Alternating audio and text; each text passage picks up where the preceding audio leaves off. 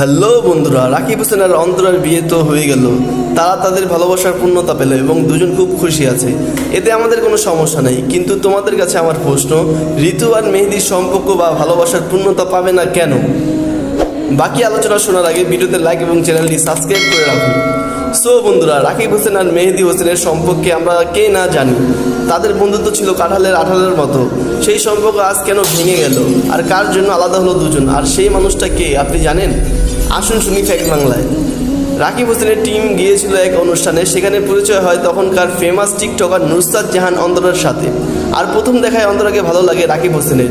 এরপর থেকে অন্তরা রাকিব হোসেনের টিমে যোগ দেয় এবং অন্তরা অনেক ফ্রেন্ডলি হয়ে যায় সবার সাথে।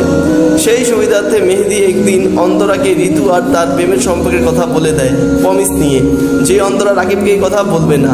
ওই যে কথায় আছে, মেয়েদের পেটে কথা থাকে না। সেই কিছুদিন গোপন রাখলেও সুযোগ বুঝে মেহেদিকে